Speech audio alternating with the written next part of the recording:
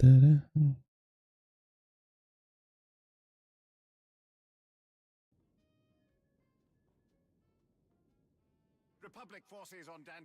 What the? What is happening? Public service I don't know, man. announcement. You tell Right me. when as a public service announcement in the fleet, right when I hopped in. All right. What's up, everybody? We're back. I'll give it a few seconds here, and then we'll announce kind of what we're going to be discussing tonight. Once you all funnel in. We should probably say a couple things, test a couple things, so inevitably when I don't come in the first part of the channel, we're not losing anything. Yeah. I'm going to come to you.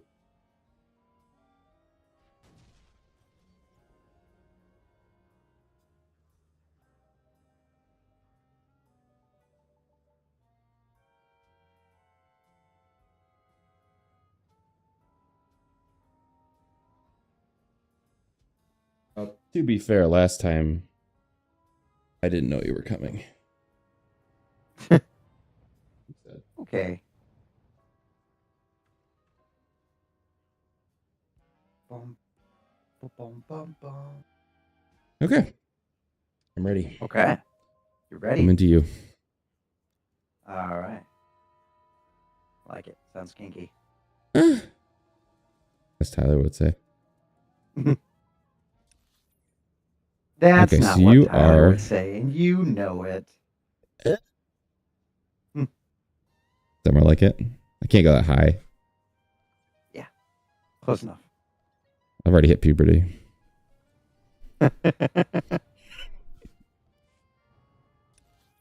Sorry, shots fired. He's not sorry. Don't believe him. Don't believe a word he says. He's not sorry. It was just words. Why can I not? What's happening here? I don't know. Like I go to my map, I can't go to my starship for some reason. They move that? Did you screw up? I don't know. Like I have the travel to my ship thing, but I don't see that option anymore. Everything looks different. What happened to my... Does yours look different? Your map? No. My map looks the same. No, they say they changed it, but mine looks the same. Huh. Where the hell did they move the ship thing now? Bottom left corner. At the galaxy map. Yeah, I don't have a galaxy map. I have a world map and an area map. The galaxy map is missing, which is why I'm confused.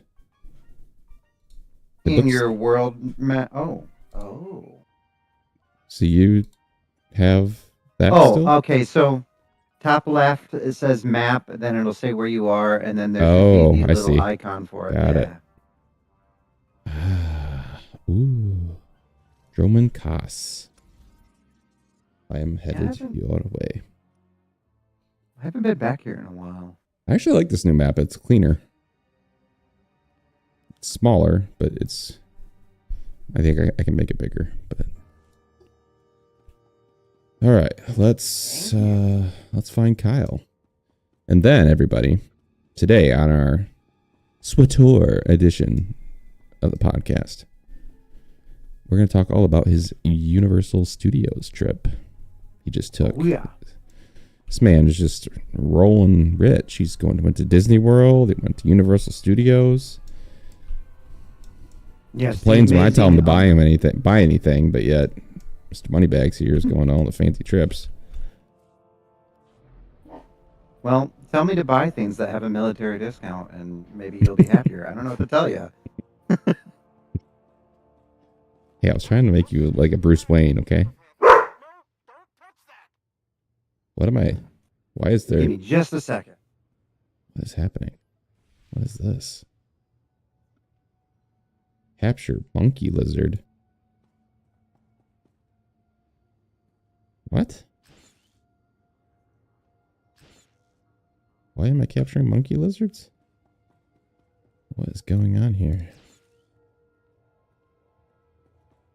All right. I don't know, but I'm going to support it. There's a lot of people here. Things are bumping. New update, more players. Did you capture all the lizard monkeys? No, I actually ended up traveling to my apartment on Dromancos and exiting from there. Oh, I just captured all the monkeys. I'm not He's sure got what the the monkeys. He's I'm not got sure the what's monkeys. I don't know what's happening because of it, but repairing damaged Oh. equipment. Well, if you're done monkeying around, maybe we can get started. Oh, look at you go. I'm on fire. All right, so you went to Universal Studios. I went to Universal Studios. Yeah, it was kind of a spur of the moment trip. We checked with the travel office and just kind of made it happen. And we got there, and the first thing we asked about was Epic Universe because this was the opening weekend. This was their latest and greatest park that they're revealing to the world. And we got there, and they're like, "Nope, no chance. You're not getting tickets." We're like, "Oh, well, No chance. They're like, "Come back on Wednesday," and we're like, "But we're here till Monday," and so and so obviously there's a problem. And then my wife did some cell phone magic trickery and got us cell phone tickets magic. Yeah, I know. She got us the tickets to Epic anyway. So we did that on Sunday, and I'll tell you all about it after I tell you about the Islands of Adventure and Universal Studios Hollywood. Okay, so wait. Before you go in there, I got some preliminary questions. Is it more or less expensive than Disney World? Same? Ballpark same. Okay. Is it busier? Less busy? So like, tell me about the park. What do we got here? Is it like spacious? Is it what does it got going on? Give me the lay of the land compared to Disney World. How do I've been to neither. Great. Hold on. There's a public. I've been corrected off screen. It was not Universal Studios Hollywood. It's just Universal Studios the park. So, Islands of Adventure and Universal Studios were the two parks that were like the popular attractions before Epic opened up. And the thing that kind of throws the answer to your question into whack a little bit was this is opening weekend of a brand new theme park. So the original parks they had weren't as crowded because everyone was at Epic for its debut. Gotcha. So Islands of Adventure had Hogsmeade, the Harry Potter village that they go to get their butterbeers and stuff in the winter. And it had Jurassic Park. Those were the two like really big chunks of Islands of Adventure. It also had the King Kong ride, which was really funny because Em and I had this debate over if I was right or wrong because the ride is called Pawn Skull Island, which is it's the name of the movie in Godzilla's universe. But the King Kong they used was the one from Peter Jackson's film. So I was right because they were wrong. They had the movie, everything was Skull Island, but they had the wrong design for King Kong. But we did that ride there. We also had Universal has they have Marvel, but it's 90s Marvel before Disney bought the rights to Fox and all that. Oh, good. Or not the best Fox, Marvel. It was the best Marvel. And so right away when we walk into Islands Adventure, we hung a left and we started exploring it. And the first section of the theme park we came to was the Marvel Island Marvel Adventure. And it was it was all the imagery from the 90s cartoons and comics. So they had the Fantastic Four, and they had Doctor Doom, and they had the Hulk roller coaster, which we did not ride, and they had the Spider-Man 3D ride, which that was our first ride at the park, and oh my gosh, was that fun. And so we went through all of Marvel, and that was really, really cool. And after Marvel, we went to Jurassic Park. And it was so cool being there because one of the things that Universal does, in my opinion, better than Disney is like how they do their music and sound. And Zach, at Ren Fair, there's always music going in the background. There's always noise. It's never dull at a Ren Mm-hmm. Fair. It's the same thing at Disney. When you're in Magic Kingdom, they're playing, the Disney anthems and songs from your favorite Disney movies and general feel good music in Universal, because Steven Spielberg, George Lucas, and John Williams built that studio, you get the soundtracks to some of these great movies. So whilst we were walking through Jurassic Park, we were just listening to John Williams' main theme for Jurassic Park. And it is so cool because, Jurassic Park in the book and in the movie, John Hammond, the character John Hammond, was designing a theme park in the 90s. And so everything in Jurassic Park, Universal Studios, it makes sense. It's believable because this is what a theme park in the 90s would have looked like. There's dinosaur arcade games and there's this and there's that. And we rode the river rides and Liam rode the Velocicoaster and I rode it with him and so did Em. And there was a bunch of things to interact with and there was a bunch of things to see and the vibe and the music and the rides and everything down to the sewer grates, everything was just, you felt like you're in Jurassic Park. And keep in mind, this is one of Universal's older parks. And so the magic of that place was very consistent. And after we left Jurassic Park, we went to Hogsmeade. And oh man, it's like it's like stepping into a movie set. I mean, it's very very crowded, and the crowd felt a little out of place uh, because of the location. But like we got to go into the Three Broomsticks, and we got to have butterbeer, and we got to, and it was fake snow, but there was snow on the buildings, and just on the other side of Hogsmeade is the Hogwarts Castle, and that thing is just breathtaking to behold. They did such a good job at like modeling it and showing it off and just where are you going? Come back, come back, come back. Hi. No, where are you going? Come back. Hello.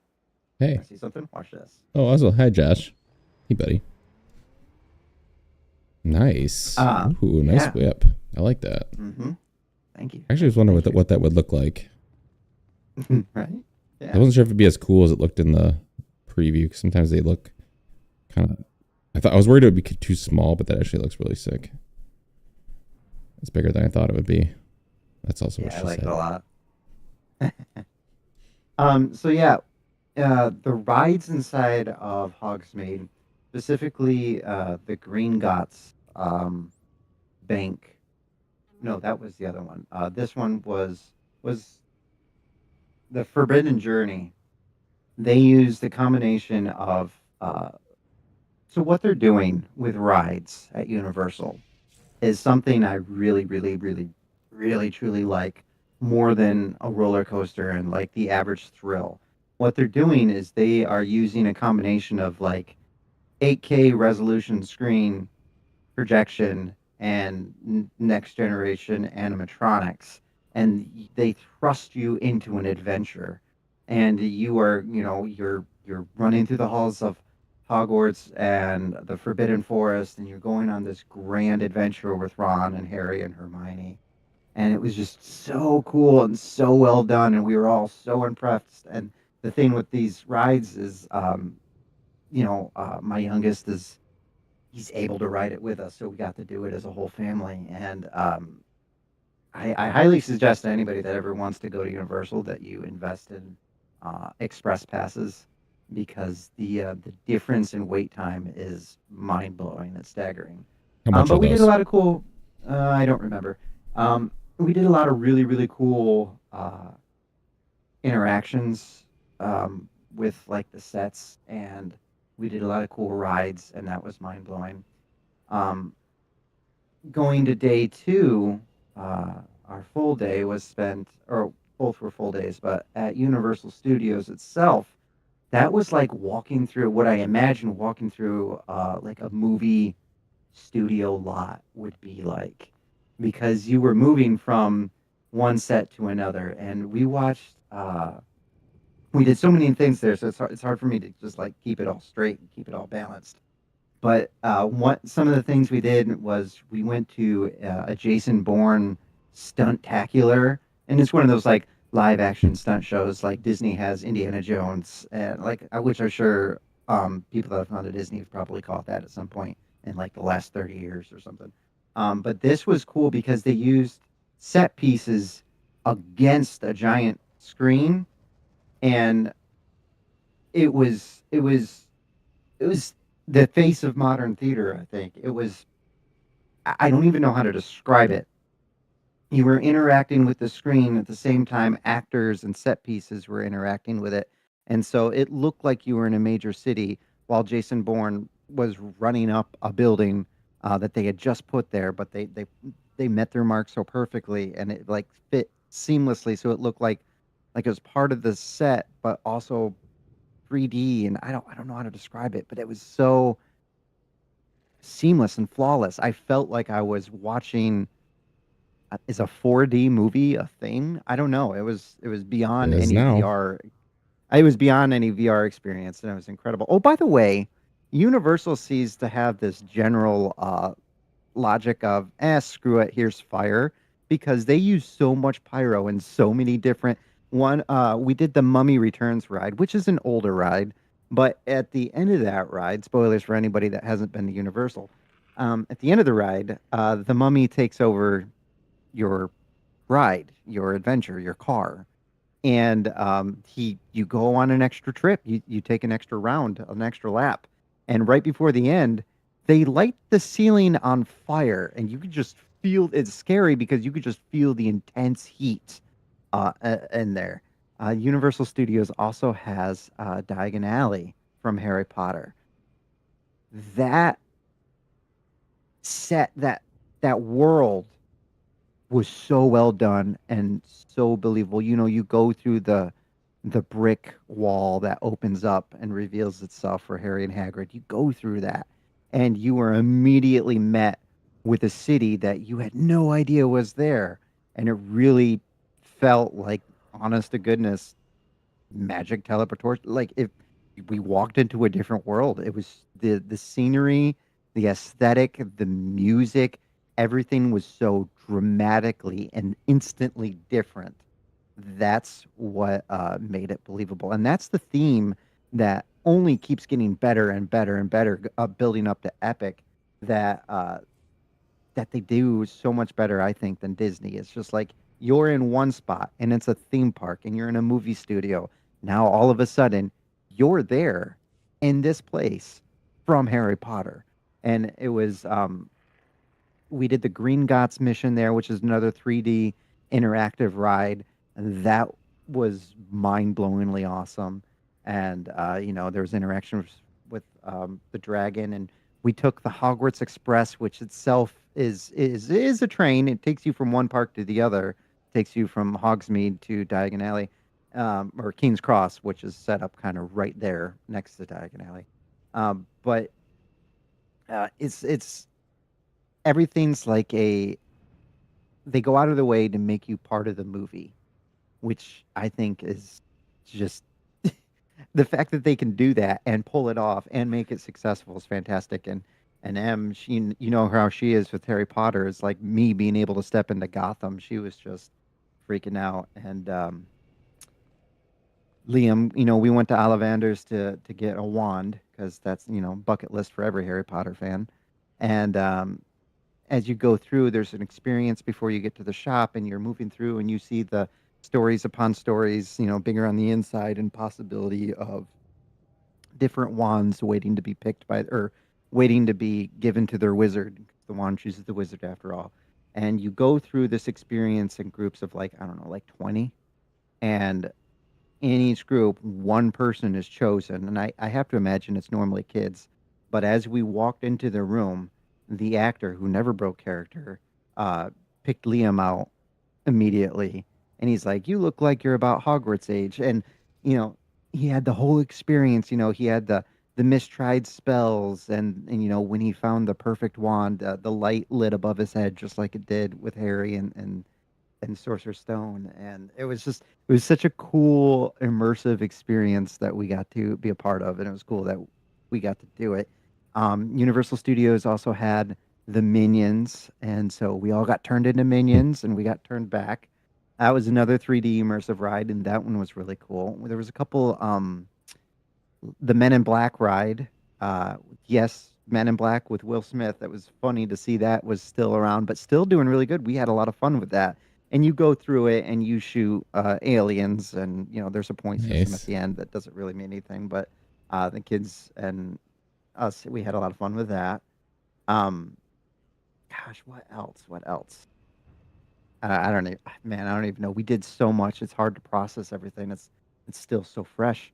But let's talk about the main thing at Universal that everyone's talking about right now, which of course is the Epic Universe, the brand new theme park. Now, when we went in, um, I was confused. I thought the Celestial was like a fifth park, but the Celestial Portal area is truly, it's like the nice. I love that. Um, it's like the hub, the main hub, and you go into the different portals from the Celestial thing. And like I don't know what it is about that word celestial that just really uh invokes an image in your mind, but that image you have is accurate. And everything is, they even have nice, I like that one too. They even have a snow machine. So at one part, it's 90 degrees outside, but it's also snowing. So just kind of that like defying reality magic to the hub. Now the first portal we went through was How to Train Your Dragon and the Island of Berk. That's the video I sent you. Uh, Oh, okay. the I There's no words truly. From the other side of the portal, everything you see once you step foot, it's all hidden. You can't see any of it. Not really. Like some of the things that are reaching towards the sky, you can like see the tips of it from the main hub, but you don't see the scope of anything until you step through the portal.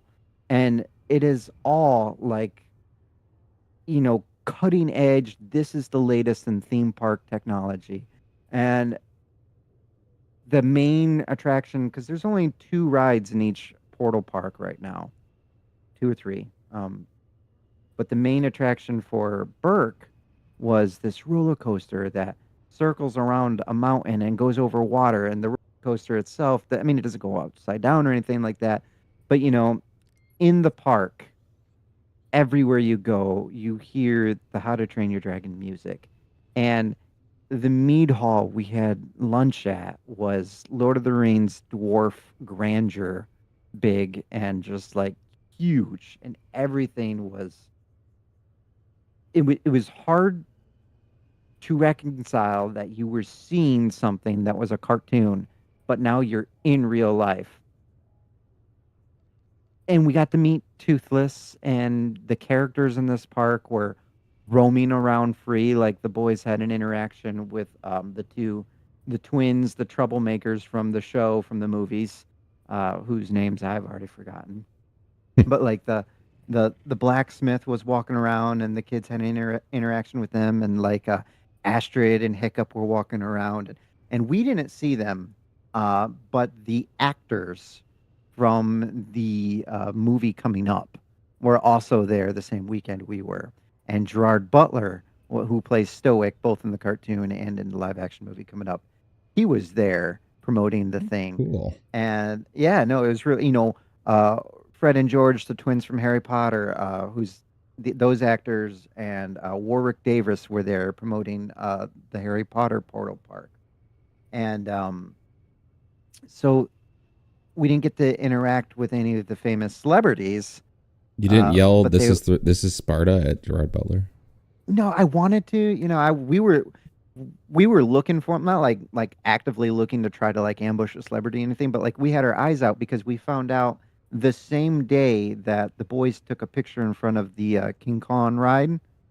Brie Larson was there incognito taking a picture in front of the same sign. She must have been there a matter of hours before or after we were there. But so we saw her post that on her social media, and so we were keeping our eyes out for it, which was cool. But no, we didn't see any celebrities, and we didn't get to yell "This is Sparta" at Gerard Butler, or we Yeah. didn't get to ask him to sing any Phantom of the Opera to him like that.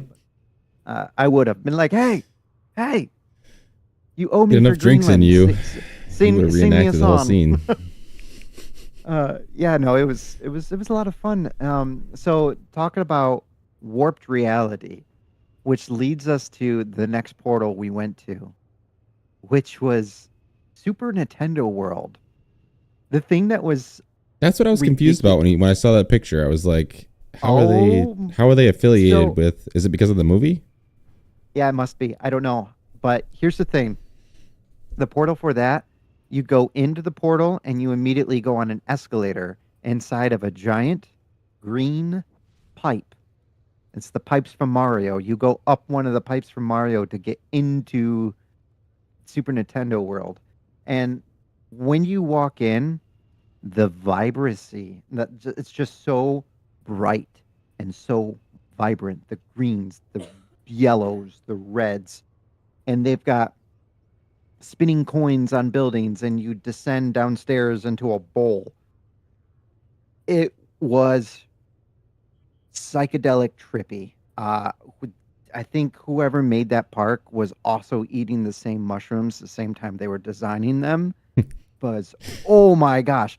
And I self medicated before the park, and I was confused as to what I actually used because I couldn't believe what I was seeing. I was like, "What is going on right now?"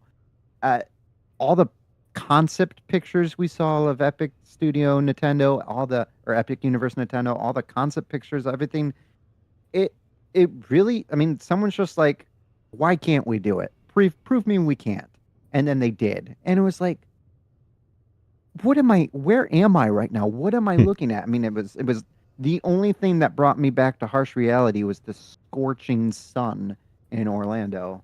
But it was so cool. And we got immediate really and so the ride there that we did, you have to go in through Bowser's Castle. And this place was massive. And there was this huge stone Bowser statue, in the main hall as you're going in, and you you went further and further into the castle, and you're like, am I still in the same building? It was like someone was like, make me a shopping mall size castle for a ride. It was insane. I couldn't figure out how they were doing it. It's like there's got to be some kind of optical illusion, and I think the optical illusion is no, they really just built it. They didn't fake you out on this. They actually just went ahead and went for it. And so I was remarkably impressed. But honestly, that park was probably the weakest of the four that we went to. I mean, the kids liked it. I mean, there were a lot of stairs. There are a lot of stairs at Nintendo World. I don't know why there's so many stairs, but I think me and the boys, all three of us at one point went, "Oh, more stairs!" It's just so terrible. Uh, so many stairs. Nintendo World did not feel handicap friendly at all. I don't know how somebody would have gotten a wheelchair. Secret ramp somewhere. Um, So where was this flaming windmill? yes, That was the the most random flaming. thing I've ever seen, but I was like, as soon as I saw it spinning, I was like, oh, that's neat. And then it got on fire, and I was like, oh, that's really neat. It's a restaurant. That's a restaurant. It's a restaurant. Okay, so it's This like place the does like burn. their pyro. That's what I'm saying.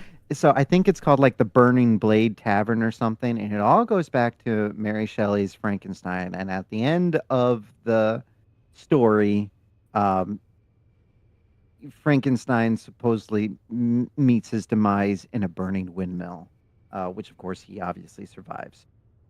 But they one of the details I didn't know about the burning windmill at the back of the park was you can see they have. I'm getting ahead of myself. Okay, let's start from the beginning. When you go into the dark universe, everything is centered around Frankenstein. And the central story to this universe for this portal is the granddaughter of Dr. Victor Frankenstein is Okay. revised, or she's breathing life back into her grandfather's project, and she's going to create a new monster. And the way she's going to do that is she has captured and is holding Dracula, and she is working on the means to control him and to control the Wolfman. And you have the creature from the Black Lagoon. You have all these people from that dark universe. They're all there. And so that is the central story to it. And the heart of the universe, the back of the park, is Frankenstein's castle. This Cool. castle is always, they have big electrodes on the side of it, and there's always experiments going on. And every now and then, just like the dragon at Diagon Alley, the castle, it's like every 30 minutes or so, the castle comes alive and has this big electric zoom, boom, power surge. There's a big power surge, and all the lanterns in the village flicker. And as the castle is draining the electricity from the nearby village to power its experiment, in that same uh, in that same kind of vibe, the windmill, uh, it's going to light on fire when you see it's kind of like a low key light show of villagers' torches marching towards the windmill to set it ablaze to burn the creature within. And it's a Nice. timed thing. There's some hints and some cues and some little details that, like, oh hey, get your cameras out, the show is about to begin, sort of deal. um but yeah, it's all part of the story. It's all part of the mythos behind these legendary horror characters. um what made what made and broke the the this portal for us was in Orlando, you know, friggin' 95-degree day, and all of Ooh. a sudden there's a thunderstorm, which was awesome because it cooled everything down real big, and strangely cut the humidity for like a little bit.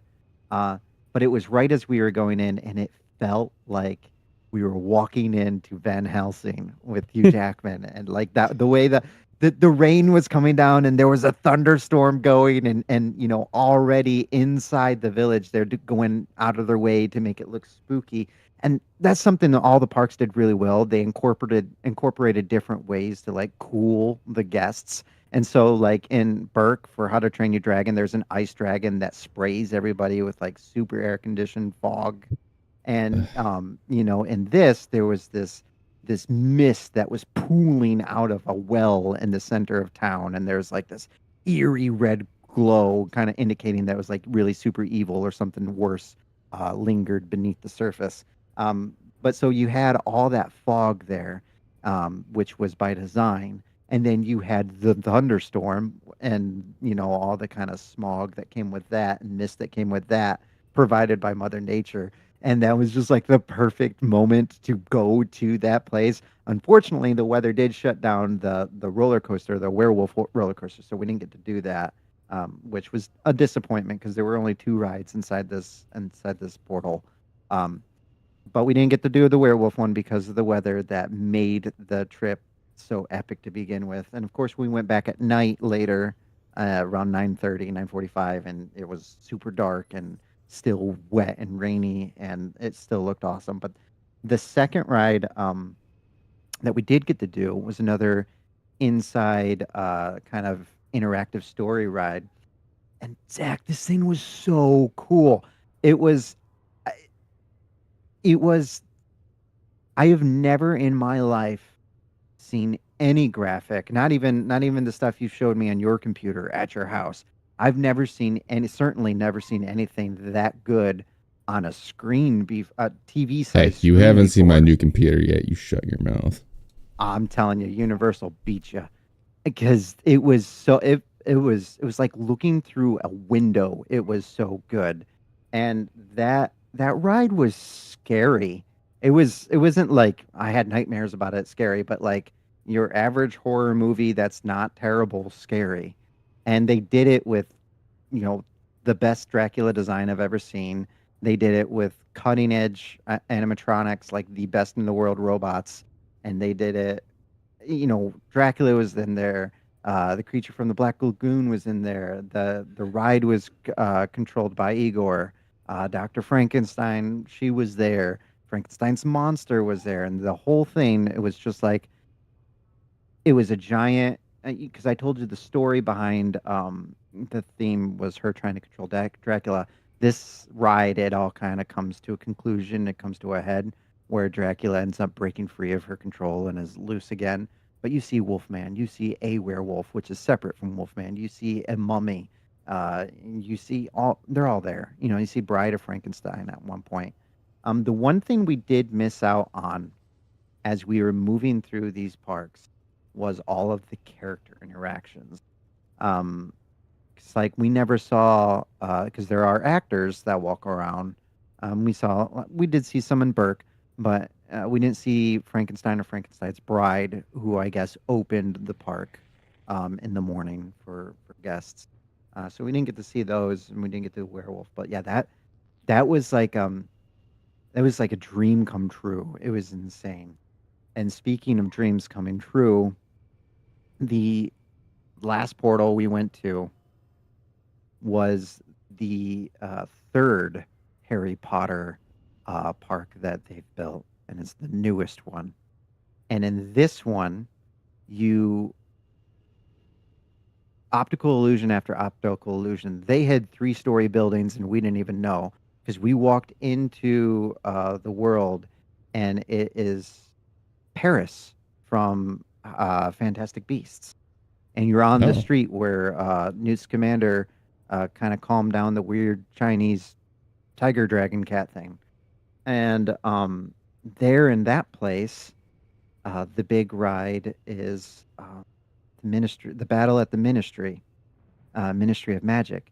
And for this ride, you go through the fireplace, this green, the Flu Network. You go through the Flu Network, and you go to the Ministry in London, and it, I don't, it's, you're there. You're in that spot. You just are. You're just there.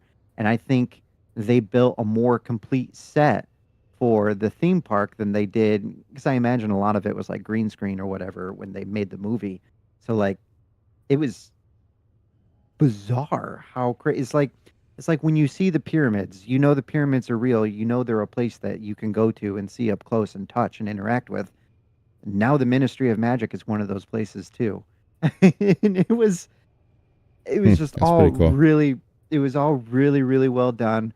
All of the rides were, and so the thing that the Ministry is, it takes place after Voldemort is defeated, and you're there for the trial. Well, I think it's after. Yeah, it's after. You're there for the trial of Dolores Umbridge, so you kind of get a nice little wrap up to her storyline because she's not getting. And it was so cool. It was a vacation. It was worth every single penny. And as for it being crowded, in the mornings at Disney in the mornings, you were shoulder to shoulder from the very start. And you were just, there's no wiggle room. You let go of your kid for a second, they're going to be swept away by the crowd innocently. In Universal, everywhere we went, even with Epic being, its debut weekend, there really it wasn't as bad as it was in Disney. Memorial Day itself, when we went back, um, Hogsmeade at Island of Adventure was kind of like Magic Kingdom level crowded. Uh, but all Well, in let's kind all, of segue to one of my questions I had for you. Also, Okay. Josh, congratulations for being off of work. You party up now, boy. Congratulations. Secondly, so I imagine, correct me if I'm wrong, that Universal, I'm assuming the adults, you probably enjoyed more than Disney. Yes. So how about kids? What did they prefer? I think our kids preferred Yeah, your Universal. kids, your kids are probably a little bit of anomaly. But if you were to throw a broad net over all children, which is more of a, if you had to go to one place for See, I children don't know specifically. where Disney is very like geared towards kids, old and young. It's they really cling to their nostalgia, and a lot of things are designed Do you have to be for deep those in like age the groups. Disney verse to enjoy Disney? Like, do you have to love No, Disney things to no, really get not the at most all. out of it? You do not need to be a Disney adult or a Disney nerd or I mean, it helps. It's going to mean more, but like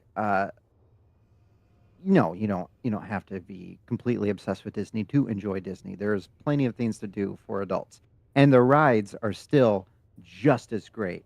Now, is Tyler going to enjoy the Star Wars ride as much as you or me? No, probably not, because it's one of those interactive rides where you get to be part of the Star Wars adventure and you get to interact with heroes from the movies. And this is the same thing at Universal, but I would say they're as far as kids, if your kid has never watched TV before, I would say they would have an equal enjoyment at both parts. Our kids specifically, Liam cried when he walked into Burke. He was so happy. And Oliver freaked out about the Minions because he loves the Minions so much. And all of us nerded out at Jurassic Park because dinosaurs and Jurassic Park. And Universal Studios, it's not that their movies are more popular or less popular. It's just I think they're A little more diverse. yeah, they are. Because Universal, you have representations of the Minions next to King Kong, Spider Man, uh, you know, Dracula, dragons, dinosaurs, Yeah. E.T. You have that wide range of just like movies, like Jaws.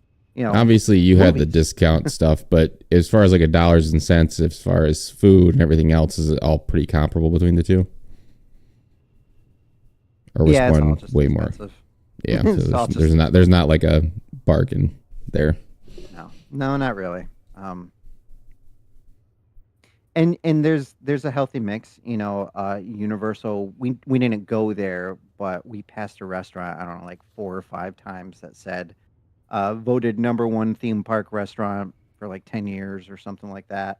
And so you do have those restaurants that are like upper class and really expensive and a complete experience in and of itself to eat.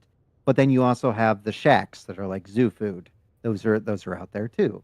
And you can wait in line to get into the Three Broomsticks to get a butter beer, or you can. There's a cart outside that sells the same product. It's uh, there's a wide range as far as options to eat. What we wanted to do this time, and it just fell through because we forgot an essential ingredient the morning we were trying to leave the house. Um, what we planned to do was to kind of skip eating at the parks themselves and come back and have lunch at the hotel. Um, but we forgot some sandwich materials, so that didn't work out so well. But like we brought our own snacks, and we were able to save on some costs by not, every time we were hungry, waiting like 30 minutes to an hour in line to get a super overpriced meal. And we didn't, we brought our own stuff. And another strategy we had that we will always keep moving forward until the kids are probably teenagers is we took a break in the middle of the day, the hottest part of the day, because we learned from our trip at Disney at Epcot.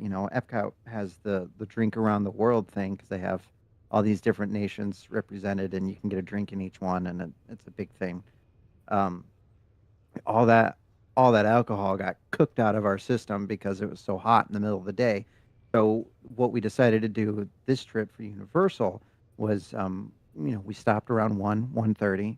We went back to the hotel. We swam, and we relaxed and we chilled and got lunch and a few drinks, and we relaxed for a few hours, and then we went right back to the park. And the parks there stay open till 10, so we were able Nice. to, yeah, we had a nice break in the middle of the day, which was well needed. Um, So assuming the stuff that you missed out on because of like timing or something, but can you do pretty much everything you want to do in a day, or is this like a 2 day thing minimum?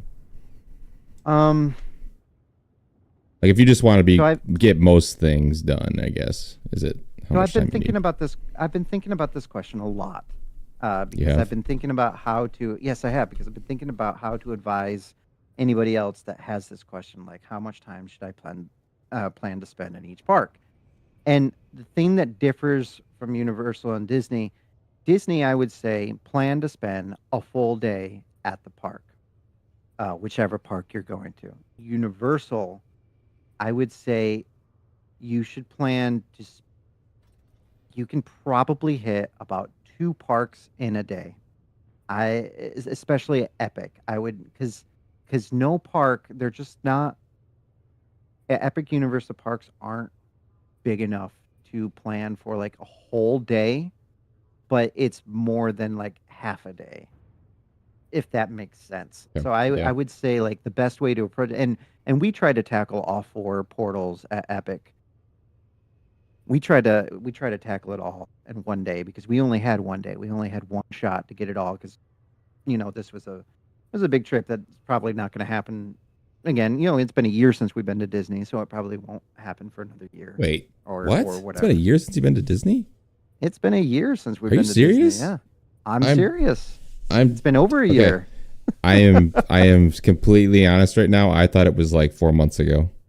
No, it's been over a year. Yeah. I feel like we just had this conversation.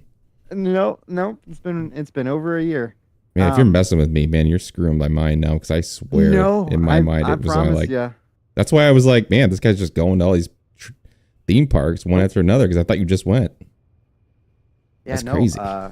It's been over a year, and that's something Em and I talked about, and it won't always be a theme park, but life in the military, we don't know how much time we're going to lose in the future, for deployments or whatnot. And so we're going to plan to do we're going to try to do an adventure a year. And so like next year it might be like a prolonged, like an actual camping trip, or if we end up moving to South Dakota or someplace with a lot of woods, then maybe we'll take like a river rafting trip or something. I don't know, but There's not a lot in South Dakota. There's a lot of fields. right. A lot of And fields. or the yeah. You got a crazy horse though. Yeah, trips like that. But yeah, it's been over a year since we went to Disney, and this was our big That's one this insane. time. And I would say to anybody going, try to plan it so you do. Try to minimally plan to do two parks a day, because the parks just aren't big enough to devote an entire day. Universal Studios and Islands of Adventure, if you take a break in the afternoon, those can be single day parks. But the new Epic Studios, two a day, to really give it justice, because we missed out on some stuff in the new Harry Potter portal that we were really kind of bummed that we missed out on. Just things to see, not necessarily things to do, but like they've built this entire universe. Walk around, look at it. In Diagon Alley, in the movies, in the Harry Potter movies, where Harry kind of finds the shady part of town, and that's where they do like, I don't know, the dark arts drug deals or whatever. um, we found that in Diagon Alley just by walking around. There was this dark corner of the world, and we're like, oh, I wonder what's down here. And the further we went, the more we realized, oh, this is a whole set. They had a shop down there and everything, but you wouldn't have known if you weren't brave enough to go explore. And oh, and that's something that the Dark Universe did really well, was all of their buildings, every one of them. There was a no, come in, seat yourself, welcome to this place. It was a kind of enter if you dare sort of scenario. You didn't know if you were allowed in there. And so like we walked up to that windmill restaurant after it lit on fire and then promptly cooled off. Um, we went into that place and we walked up to the door. We're like, is it closed? What's going on here? And we opened the doors and it's just this snug little saloon, and yeah, no, it's a bar. Come on in. Yeah, that sort of thing. It was really interesting. But yeah, the Universal Studios, I think the presentation of everything and the staff are better at Disney, hands down. But I think it's more enjoyable, and the sound atmosphere. I don't know how to describe it, but the way they isolated their sounds for the different parks, that stuff is better. And there's less roller coaster and like traditional thrill rides and more interactive rides now at Universal. I mean, there's still a lot of roller coasters um, that you can ride, and there's still the big drop rides, and there's still the gliding rides. Like there's still very traditional rides there, but I think the future of theme parks, the direction they're moving in, is these interactive rides that are all inside that can keep running through weather, and it's really cool. It's a lot of fun, man. I can't wait to someday get to go again. Hopefully, maybe with one or two less children. Uh, it just to experience the parks as an adult doing adult things, not worrying about driving back or whatnot. And we didn't drive back. We for Epic Universe we rode a bus, and for the other two we rode a water taxi from our hotel, and Oh, so nice. we weren't ever. Yeah, no, it was cool. It was really really cool. Yeah, that was it, man. That's in a It's a nutshell. water That was the taxi. big. It's a boat. It's a ferry. Oh. It takes you from your hotel to the port of the. So the way Universal's set up, old Universal, with Islands of Adventure and Studios, is that there are several hotels, and there's like a river flowing from them to the two studios. You get in your boat from the hotel and you ride up the river, and you go to a port called the City Walk, which is I don't know how to describe this. I think it's of South Grad Park. The shitty walk. Grand Rapids during a party. They have a Margaritaville. There's the Hard Rock Cafe. They got this big coliseum for sports. There's a stage for live music. There's little kiosk shops like at the mall. And, it's a city walk, and it is in between the two parks. And so you pull up at the park or at the port in your little boat, and you get out of the little boat, and you're there at the city walk, and you can either go left to Universal Studios, or you can go right to Islands of Adventure, and you're off. And that's how it is. I will That's say cool. that getting into the parks, like the actual admission, here's my tickets, it's easier at Universal than it was at Disney, because they just do like a you take your ticket the first day and you get your picture taken, and then it's a facial recognition for as long as you have admission to the parks, which is really cool. Oh, that's You just cool. walk up and you just walk up and smile for the camera, and then you're on your way. It really cuts down the congestion like in half in comparison to Disney. Nice. Yeah.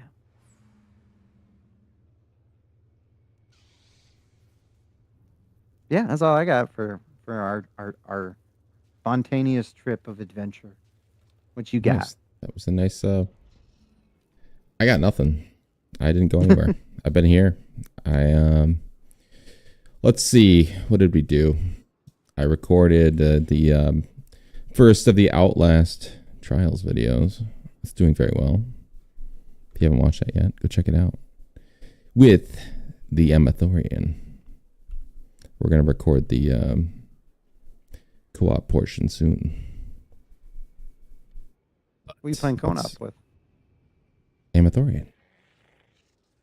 Sorry. YouTuber. Oh, yes. Sorry, I thought it was the name of a game at first. I was like, No. sounds It cool. could be. What is that? If he ever makes his own game, it'd be a cool name for it. Yeah. In a world. All right. Well, you want to go find something to do? Yeah. And then we'll have to find some topic. I'm sure we can. I will follow you. All right. Well, I guess let's go. Let's go hit up. can we travel to? Let's get some. There's stuff all over the place. You want to go to the Dark Temple? Yes, I do. Okay, go to that fast travel point then, at the south of it, southeast.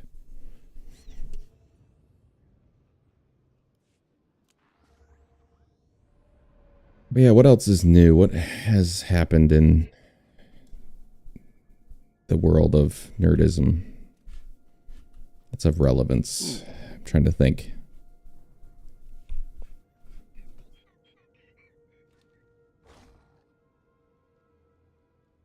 Have any Star Wars news?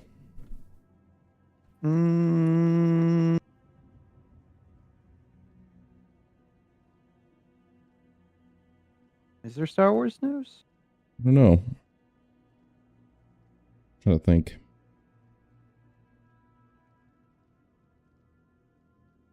I guess it doesn't have to be just Star Wars. Is any news? Any movies? Any shows? Anything catching your eye? Where are you at in Andor? I completed Andor. I'm done with Andor, and I promptly watched Rogue One right after. Did you? Didn't you just watch Rogue One? Like, or was that that what you meant? Yeah. That's. Did you watch it again? I watched it after Andor and have not watched it since. And actually, I hadn't watched it in, I don't know, a year or so. I think I've only watched it the one time. I like that movie more than you do. And well, you know, I was thinking about this actually when we were talking about it last time. I want to watch it again after Andor for a reason. I think partly what happened to me in the movie theater while I was watching it was not that I hated the movie, but because I already had heard the leaks of the Darth Vader inclusion. I think I was anticipating that more than I was. Not that saying I didn't care about the movie, but I think I was just really anticipating when that was going to happen and what it was going to be, that I was kind of not half distracted, but sort of distracted that whole time. And just because I didn't know anything about what it was or when it was, I didn't want any spoilers. So I was just waiting the whole time and I was like, when is it going to be? So I want to watch it now knowing all that. And I think I might have a little bit different take on it. I don't hate the movie. I never hated the movie. I just didn't. I didn't think it was like. I don't know. Part of it felt pretty basic of a movie, but like, and it wasn't like the most complex plot or anything like that at the time. But I think if you have the context of Andor and the stuff they built up after the fact, I think that might actually help the movie as far as hitting. Because I think Cassian, you didn't really. At the time, I didn't really care about Cassian. He was just whatever, kind of generic rebel. Yeah, abrasive. Yeah, and he didn't have a lot of likable qualities. But now I think I'm much more attached to his character now that he has more personality. So I would be able to watch it in that lens. I think I'd have a much different response. Yeah, after I watched Andor, I had to watch Rogue One, because after watching season 2 Andor, the movie is completely different. You know, it's no longer just Rogue One. You know, the story of, you know, basically the intro to Star Wars: A New Hope. It's no longer the story of how they got the Death Star plans. It's the conclusion of Andor's story, and the way they leave the show versus how they pick up in the movie is so seamless, and it's so surprising that there's so many years between, because it just works. They just figured it out. They unlocked the code, and I was really, it changes the movie for me completely. It really does. Yeah, and I was kind of thinking about that while I was watching. I'm not done with season 2 yet, but I was thinking about that as I was watching it, and I think my other initial, if I remember, because it was a long time ago now, but my initial, I think, response of watching Rogue One is I didn't love Jyn Erso either. I mean, she wasn't bad, but she kind of felt also kind of generic as far as her, I don't know, just kind of was, don't like anybody, I'm rebellious kind of person. I don't know. Though it didn't seem a whole lot to her that was different from any other rebel that we've ever seen. As far as just took a little bit from all these other people, and I don't know. That was kind of my take at the time, but I really think Cassian is going to help that. But yeah, I want to watch it again. I'm going to have a open mind too, because like I said, I never hated the movie. I just didn't think it was like top tier movie. I still would rank it pretty highly, actually. If we're putting like my favorite Star Wars movies, it's probably in the top. Well, actually, maybe we can do that right now. Let's rank my movies. This is like considering all we know, not at the time, because that would change. As of right now, with all the material we have, we're just going by movies alone. But you can factor in Clone Wars as far as how that changes your view on the movies. I think I would go.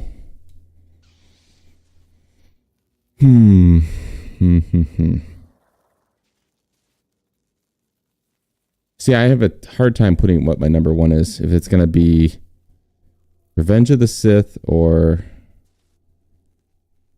Attack of the Clones. Because I actually like Attack of the Clones more than most people. But I think it has to be Revenge just for the lightsaber fights. I think that just puts it over the top. And then I'll put, I think, Attack of the Clones. And then I'll put, I guess I'm just going to put Phantom Menace. And then after that, I suppose it's kind of more the free-for-all. I think. So what do we have for movies? I'm not putting any of the new ones. New series are obviously, that's out of it. So what do we have for standalones? We have, I'm trying to make sure I don't forget any. We have the Han Solo movie. We have Rogue One. Is that it? There's gotta be something else, right? No, that's it. That's all the Solo films. Okay. So I guess I'm gonna go Rogue One then in the fourth spot. And then I'll put I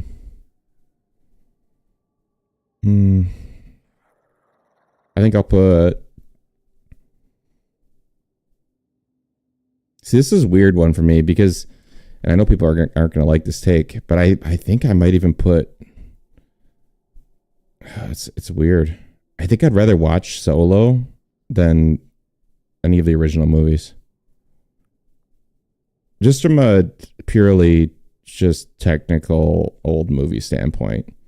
I like the story of the original movies more, but I think as far as like what I want to watch, if I just want to sit down and watch a movie, I don't know if I really want to watch. I appreciate them for what they did, but as far as like my enjoyment, I don't know if I'd rather watch. I think I'd just watch anything newer, quite honestly, than I'd risk, because I already seen those enough times, and I don't. It's kind of like a nostalgia thing where I'll just leave it in the nostalgia bank, and the more I watch it now, the worse it gets, kind of thing. So I don't know. I think I would just, filter them down. From there, it's kind of a crapshoot, I guess. But yeah, Rogue One's in my fourth spot. It's not like I hate the movie. I love the movie. It's just I didn't think it did enough to be different from everything that came forward. I would have liked a little, I don't know, a little more off the wall ideas, maybe go a little crazier with it. But I get why they didn't, because it's kind of, it's a risky if you do that, but it worked. I think, and that's what I think. I think the Vader aspect, though, really takes that movie up maybe a notch higher, because I think that ending hallway scene just makes it, I'll give it a whole point higher than that. Oh shit, this is almost over. I forgot these are timed. It's been a while since we did these. For me, Rogue One is, it's bottom of the order, but it's top 5. It's my number 5 slot. But that's only because, the 4 in front of it, in order, is Empire, Revenge of the Sith, Return of the Jedi, and Phantom Menace. Those are. So you'd like to watch Empire over everything else? Yes. Like if you just sit down and watch it? Yes. Okay. I'll allow it. I love Empire. It's my favorite movie. I think Yeah. I like the lore of the movie more than the movie, if that makes any sense. I like Sure. almost discussing the movie and discussing what things mean, or maybe in more of a book sense, than I do actually watching things like that. Who's this guy? O'Neill. Hello.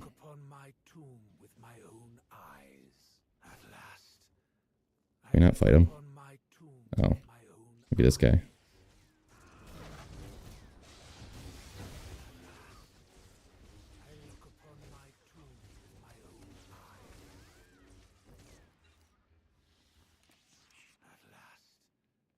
Yeah, I would Rogue One #5.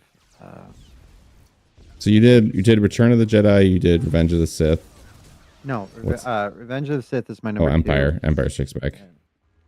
Yeah, Empire #1, Revenge of the Sith, Return of the Jedi, Phantom Menace. Okay. Rogue One, Attack of the Clones, A New Hope, Rise of Skywalker, Solo, Force Awakens, Last Jedi. Okay. Yeah, that works. Last Jedi. I used to really like that movie because I thought cinematically that it did something unique. But then the more I thought about it, actually, the more talking to you, I'm like, you know what? No, this is Don't talk to me. really a garbage movie. Because like I like the idea that the Star We're coming this Destroyer one going really to, close. We need to kill two more fast. The light speed thing destroying the Star Destroyers and the lack of sound. I really like that, but it doesn't make up for the fact that they did Luke dirty. Oh, now we got to go fight the dude. They did Luke really dirty, and then they and the whole Canto bite thing. None of it's cool to look at, but none of it made any sense. I look upon my tomb with my own eyes. The big no-no. It's Star Wars. I shouldn't be confused. I mean, let's be honest here. Uh-oh. I think we ran out of time. All right. Where else can we go? So this one's just started. Okay, there's 2 that just started down at the other outpost. We can go there. Which outpost? Warden. The corruption is spreading. Hold the defenses and stay away Ooh, there's a lot of things going on here. It's a battle.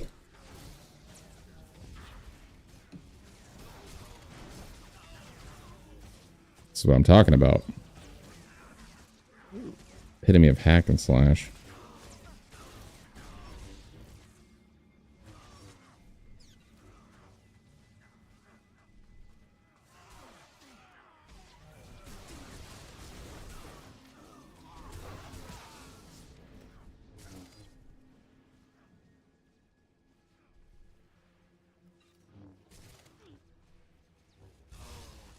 Take it easy.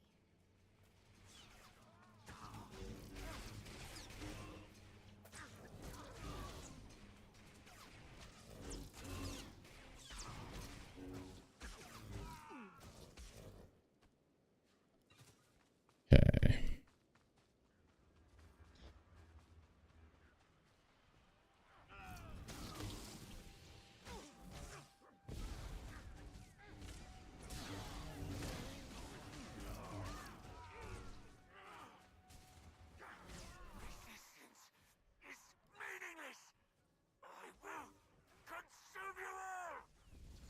He'll consume us all. That's what I heard. Threaten me with a good time.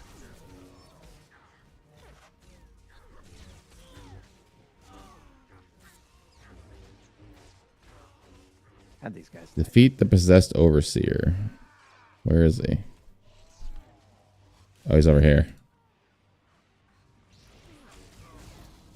Worker.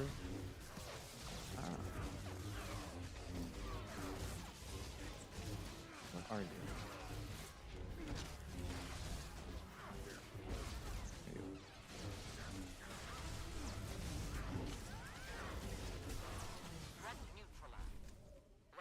That was easy. Yeah. Nice.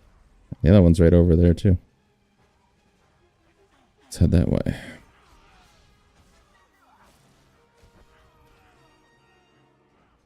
So is there anything in June coming up that you're excited for?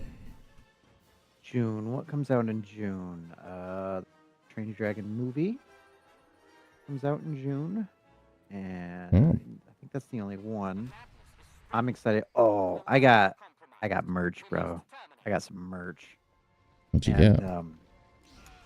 Well, because the new movie drops July 2nd, I got stuff for the Jurassic World Rebirth. So I got a new shirt, and I got my wide brim floppy hat that kept the sun off my head the entire time I was there. And I got a blanket. I got a Jurassic with the new Jurassic logo, and it's cool because it's like the Jurassic Park T-Rex logo, but the skeleton, the T-Rex skull, is like submerged underwater. Pretty sick. Sweet. Yeah, they were the day we went to Jurassic Park. One of the shop workers, because you know how everyone likes to tell me their stories. She was talking to me, and she was telling me that all the Jurassic World Rebirth stuff got delivered like the night before we showed up, and that like they came in and they did all new displays and everything, and she Nice. just started seeing the stuff when she came into work that morning. So we got the newest stuff like the day it was released, which was, you know, not in itself obscenely special, but it was still kind of cool to know that, like, you know, the general public hasn't seen this yet because they're not here the day it was released. And That's what she tells everybody. It's her sales tactic. That's her sales task. Yeah. Let me show you something I would believe her secret back room. Yeah. I'd have believed her if Universal's didn't make a post about it. So.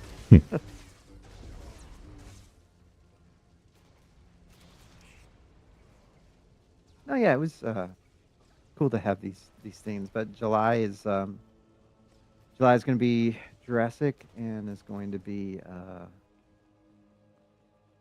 Superman. That's the other one. Oh yeah, that's right. I forgot about that. That'll be an interesting conversation. Yeah. I'm gonna try to go watch it if I can get. Are you really? Yeah, so we can talk about it. Well, that's gonna be a fun one. Yeah, I went to the movies for a lot worse, so I'm gonna laugh. Don't you worry. Yeah. Remember, what was that movie? W. Yeah, I used to go for any movie just to go. I was there twice a week.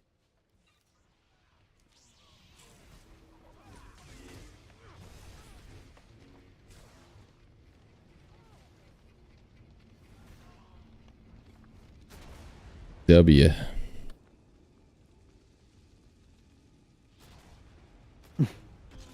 I just remember the end of that movie. Everybody.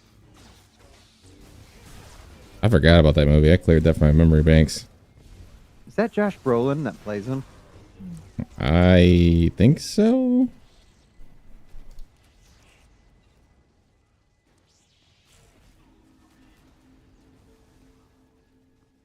Where's another drill at?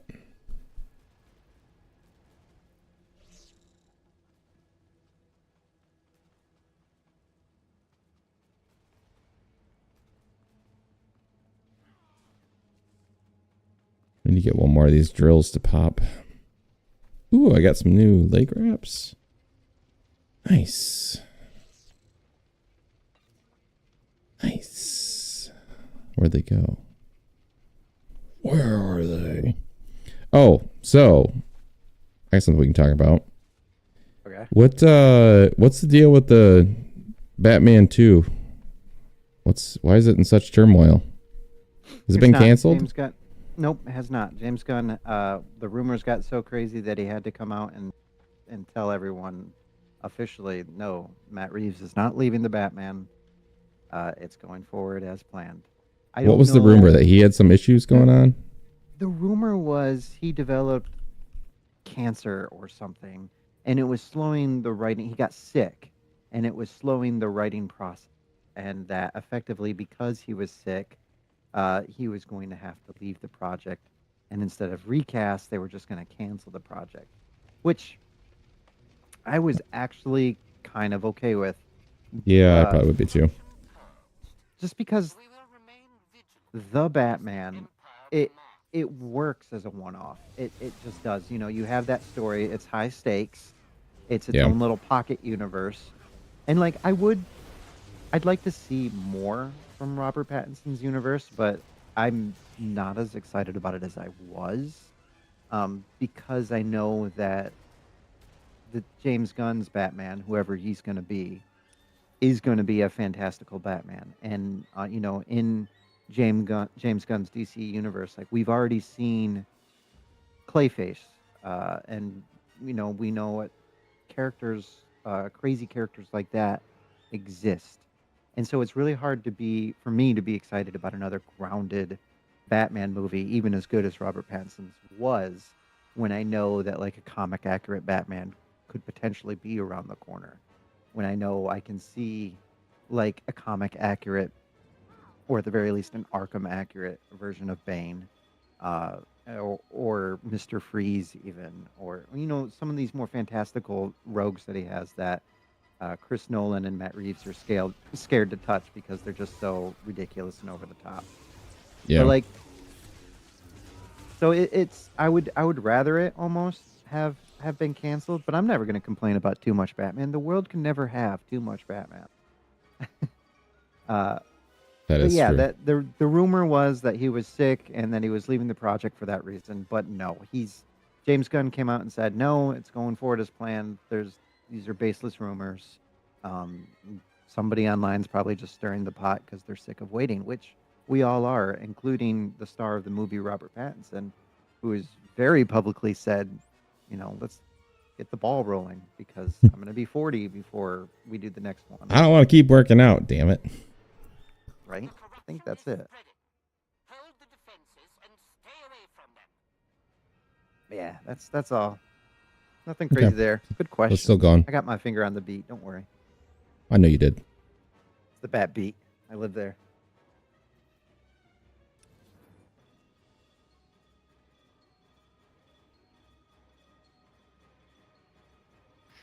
Where'd you go? Okay, so I have something to do here, but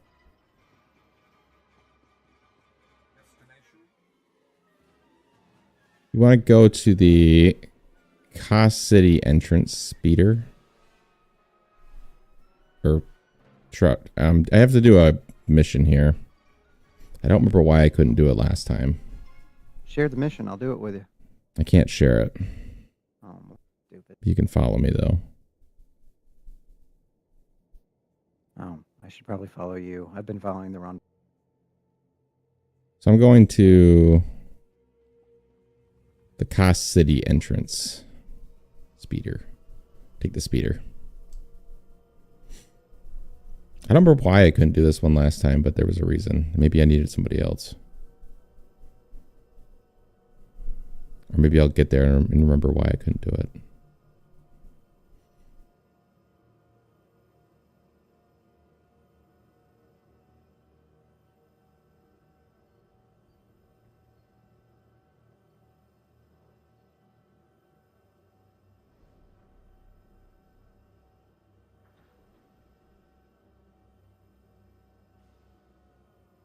I know. Ooh, it's a bit warm in here.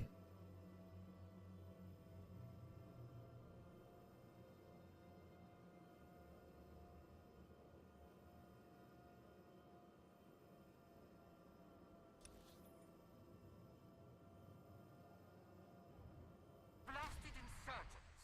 They've sliced the public terminal system to broadcast traitorous propaganda. Shut them down.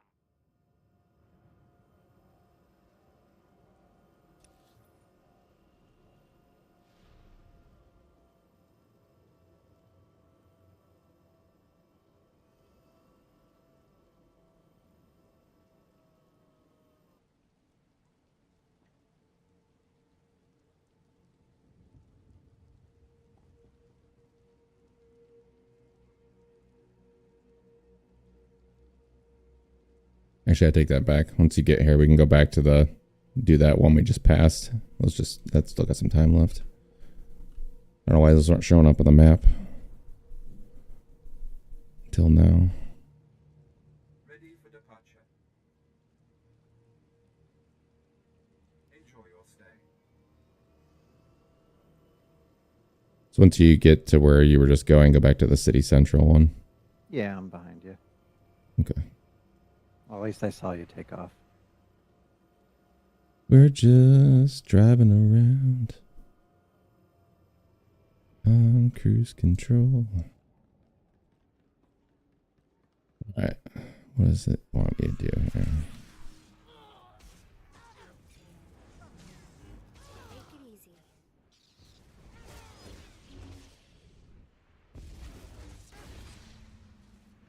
Jeez. Came with authority. What can I get for you? Represent.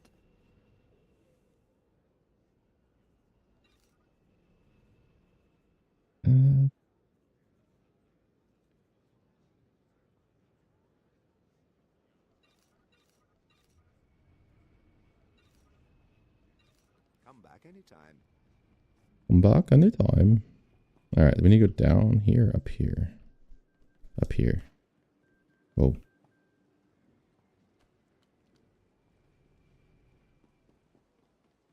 Okay. Oh, I've never touched this. First, citizen. First. Here we go. Codex entry.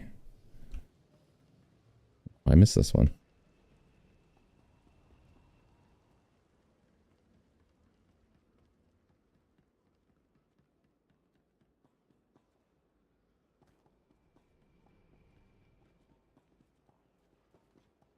So, Oh, where shit. you at campaign-wise with this character? I am in the shadow of Revan. I am, Wow. yeah, it's a lot to it. They're all flashpoints so far, so I can only do like one a night, but, I'm getting through it though. Where am I at in it though? So I've got your wife. She's in the companion now. She's a pretty good healer,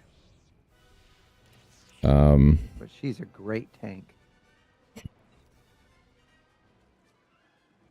we need to catch these things when they spawn. Oh, here's one. Okay. We need.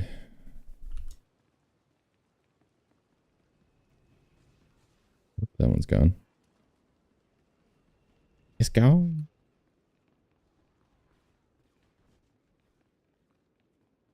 Yeah, I gotta be getting fairly close to being done with it. I don't like how the first chunk of Shadow Revan is like just flashpoint after flashpoint after flashpoint. You see, I kind of like it in a weird way. Drives me nuts. I mean, it's time consuming, but I kind of like that they just kind of funneled them right into one to the other. Because they did a pretty good job of making them interesting, I guess. Because one was the temple raid, then the defending your temple, and then I don't know, I thought it was pretty well done. I kind of like it. I can see how some people wouldn't, but I kind of like that structure, I suppose. I don't like that you have to finish a flashpoint. Like you can't leave off. You know, you have to finish. Yeah, that's the only They're downside all- to it. You have to commit to all doing like it. an hour long. So if you Yeah. That is the fail only one or downside, yeah. something. You have to commit to the night to do it, yeah. I get that point. You can't piecemeal it. Yeah, I dislike that portion, but I do like that they're so good. And they're more immersive, I think, than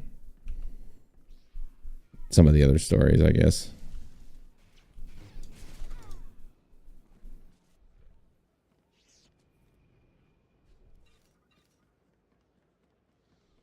But yeah, I've been going on it for quite a while, so I assume I'm getting close. And I don't remember what's after that. Do you know? after Revan, Yeah. you should be getting ready to start the Eternal Throne stuff. Cool. Oh yeah, dude. As the best Star Wars is not a movie; it's in this game. Hmm. It's so ridiculous. I can see that. It's so ridiculous. It's just If I'm being honest, I Yeah. like the story of this game better than any of the stuff made. I like the whole yes. power balance. I like the Sith being part of the Empire more like openly. I like the whole Dark Council idea. That's pretty cool. How they just kill each other, Game of Thrones style. I love how the all the character class that you can create, so all 8 all play into this central story before Yeah. so like to get the full scope of the story. So like as you know, Sith Warrior class you play, and ultimately you show down with Darth Bears at the end. But like the Jedi Knight storyline, you straight up go against Darth Vitiate, the Emperor himself at the end of that. And I started a Imperial Agent quest last night too, because I finally got to the end of all they had to provide with this character, main story wise.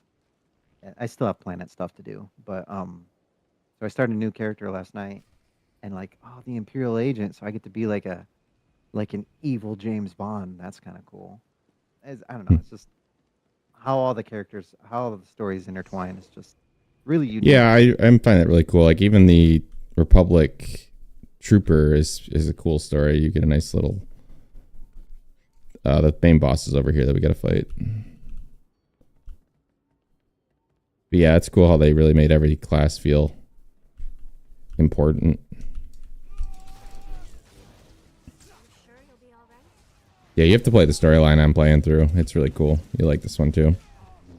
Yeah, I want to, because I want more. I want more powers for this character. Yeah, it's very different from your own. I'm gonna do.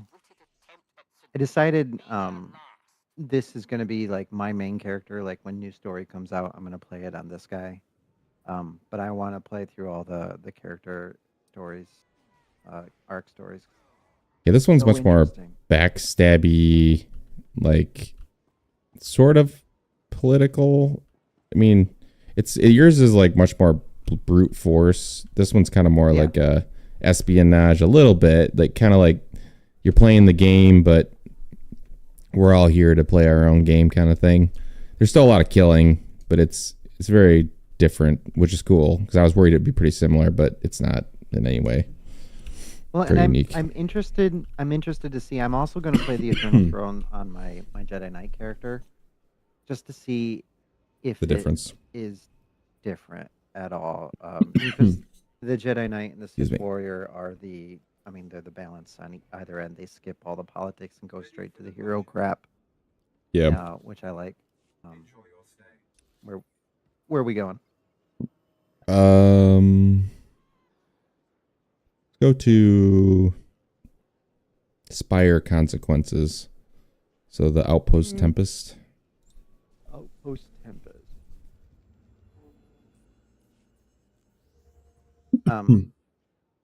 But having just played through it on this character, so far you're not going to convince me that like when they wrote the main story of this game, they didn't have in mind like, okay, you're just going to be a Sith character, because like all the good story writing so far is heavy on the Empire side, and Yeah, like the way the that's- story is designed, like becoming Yeah. the Emperor's wrath and coming face to face with him and the Eternal Throne stuff, and it's just, I feel like it is designed, for one specific, like there is a main character out of all the different characters you can create.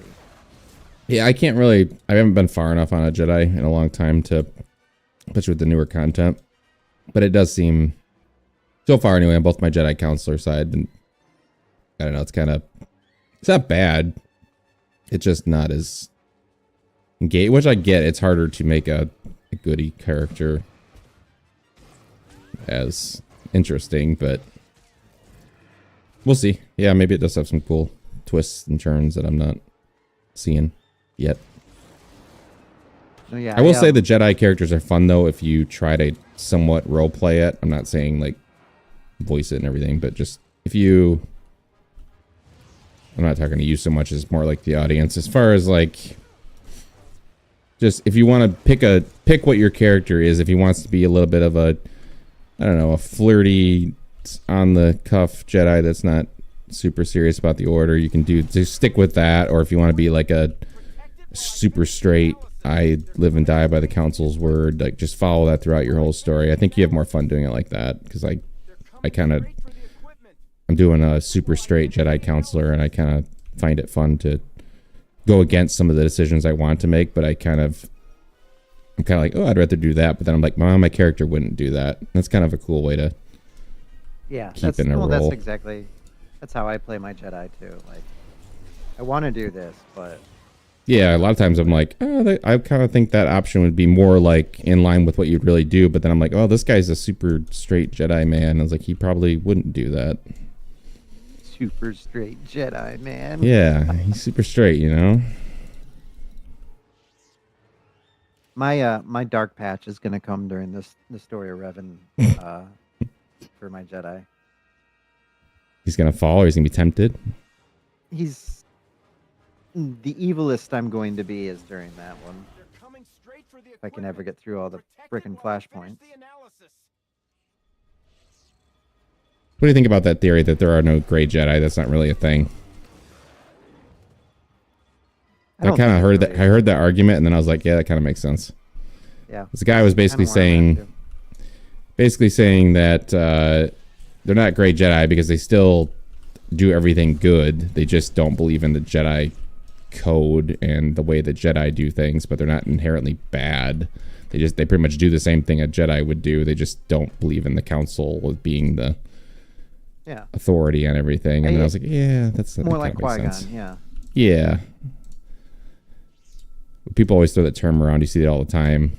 Oh, it's a gray Jedi, and it's like, I don't know. Gray Jedi code. Yeah, I guess you just need to call him something, not a Jedi, I suppose, just a Force user. I don't know. There's got to be a different term, I think, is what's needed.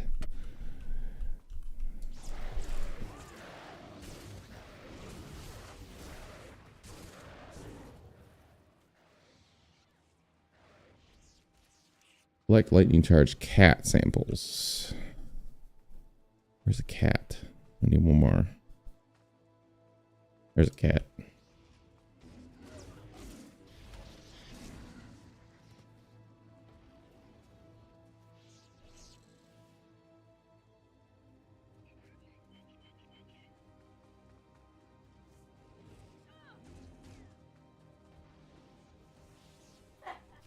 All right.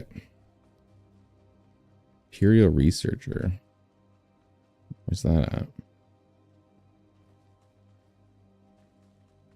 This here? No. What's that? I don't know. I'm looking for the Imperial Researcher.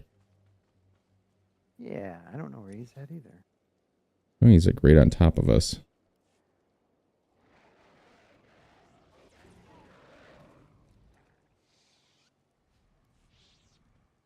Where is that on top of us? Here? You? Yes, these will do. Oh, he didn't have anything above his head. Where are you? You should have got the completion, right? Now I did. Okay. Yeah, he just isn't marked for whatever reason. All right, we got one more to do. You want to do that and then call it a night? Yeah, they go to the wall and head south. Yeah.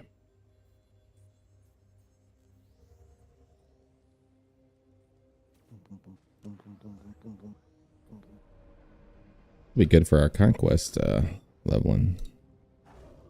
Ooh, forgot about it. Where you at in that? And Conquest? Galactic Conquest? Yeah. Did I do my login rewards? No, I didn't. Almost level 35. Nice. We have 61 days left.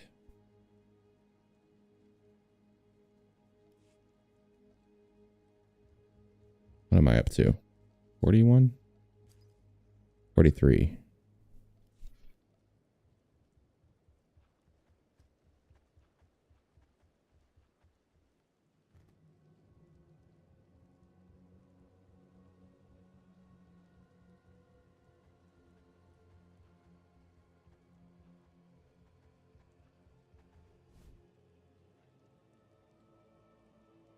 Do do do do do do do do do do do do. Ba da ba da ba. Yeah, da da da da da da da da. We are seeing unusual com activity at the estate. Cover data drives from dead scientists. Public space. Ooh. Grafton's research Do we get to Ooh, kill them? baby. Dead scientists, huh? Okay. Do we have to kill them, or are they already dead? No, they're already dead. I see them.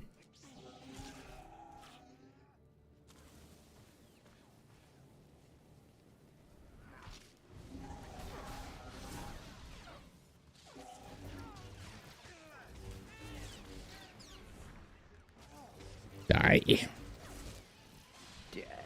Die. Dude, I do not know where you were at. Holy crap. When I did that intro for my Outlast video, I couldn't talk for a good 30 seconds. I was choking after I did that. That voice really takes a lot out of me. It's not good on the vocal cords.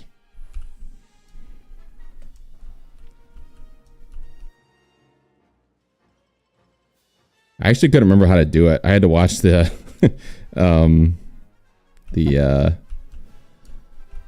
what was it? What did we play? The Backrooms video. I had to watch that again to remember how to do that voice because I kind of had it, but I was like, it doesn't sound right. So I had to find it. I had to get the character. Welcome.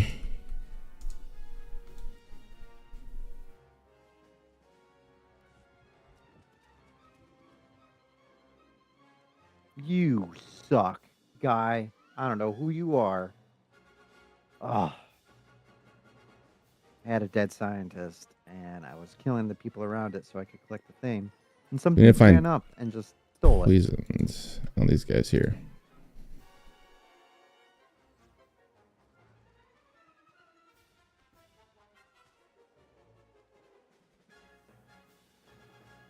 I am so excited for June 5th.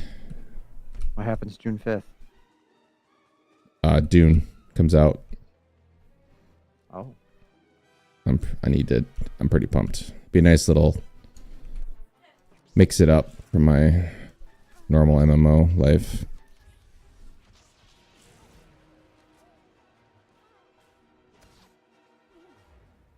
It's an MMO, but sort of not. It's very different. It'd be nice.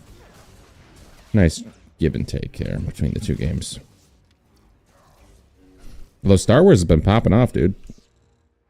I don't know why. Because People Star have Wars been. is awesome.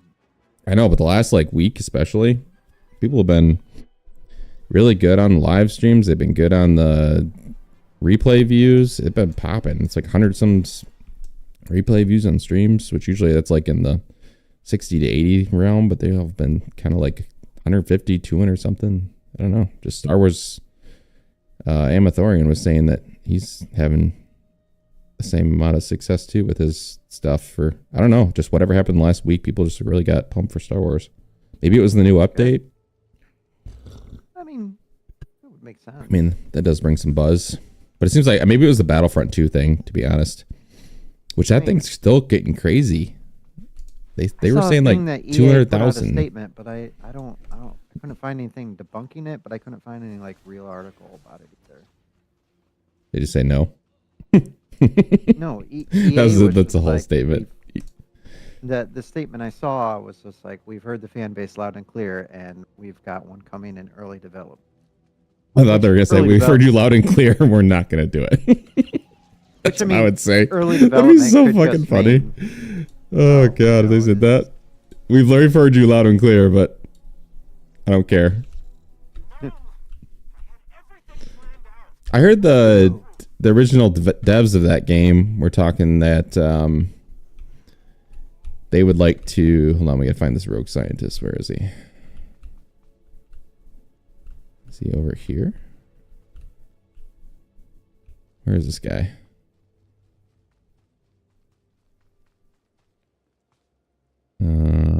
Boss, where is he? Where is he? Must be up here. Somewhere. Still need one more scientist. You do? Yeah. Is it the rogue scientist? Nope. Oh. Weird. Maybe that's why I can't find him.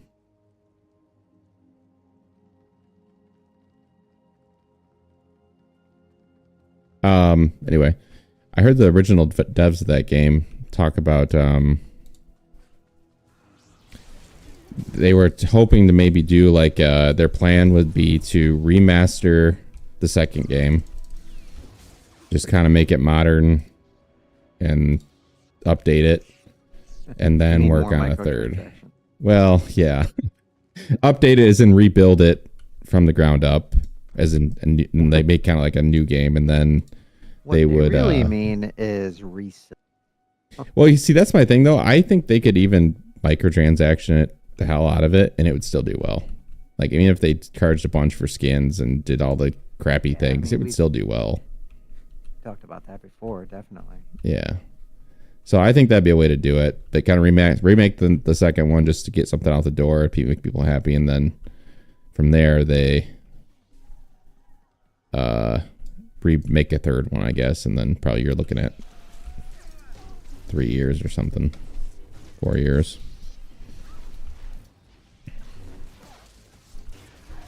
That'd be pretty cool, though. Where's the scientist? I don't know. You at the rogue scientist stage? Yeah. Hey, it's showing like he's right here. I just don't know where. He's right here.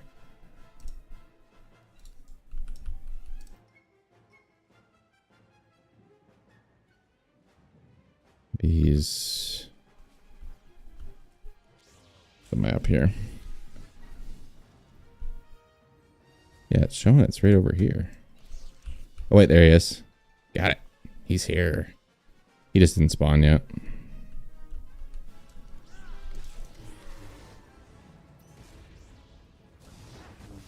Yeet.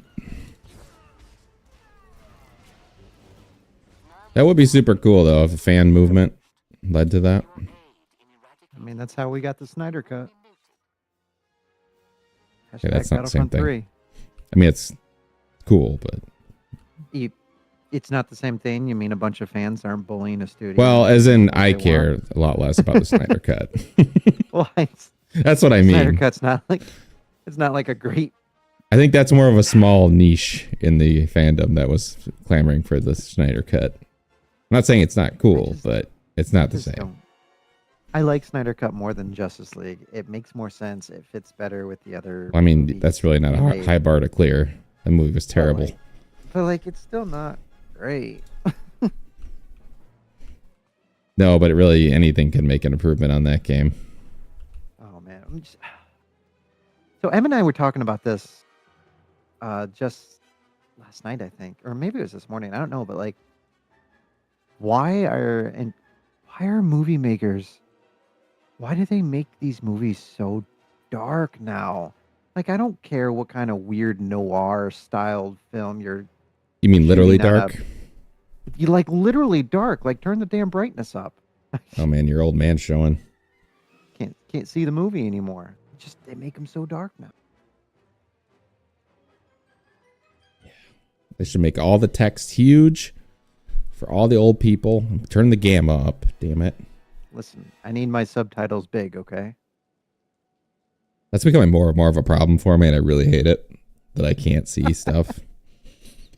Oh, no. I'm like sitting there staring at it, and I'm just like having to really focus. Em's All right, been though. doing this thing to me, and I don't know if she's doing it on purpose or if maybe I'm just getting worse.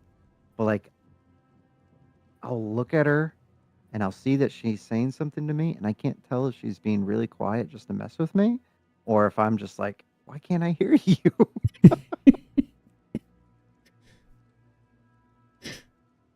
Yeah.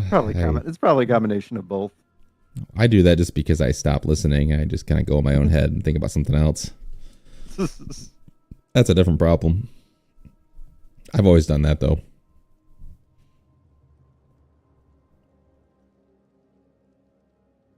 Well, is there anything else you had to get off your chest? You guys huge. No. So yeah, I know. It's even bigger without the helmet for some reason. Yeah. You'd think it'd be the other way around, but no, he looks massive without the helmet. My guy is He generally kind of looks like dude. Balin a little bit. Yeah, he does, doesn't he? I don't know why I didn't notice that before, but I think maybe it's just Especially, the hood. hold on. Especially with now that you said that, so unintentional, but the hair. Oh yeah, even the hair, yeah. Hmm. Oh, that's what we need to talk about real quick. What do you think about that recasting? I love it. I absolutely love it. I'm not mad about it at all. It's one of those things where I'd prefer the original actor, but the original actor died, so you can't have him. But like, that guy for he's just you haven't seen Game of Thrones, so No, I actually have seen enough. I've kind of piecemealed my way through it. Oddly enough, I know who he is, and I know his character. He's one of the characters that makes it all the way to the last season, and he just Here's my question that I kind of am like him. Because you can't replace Ray Stevenson.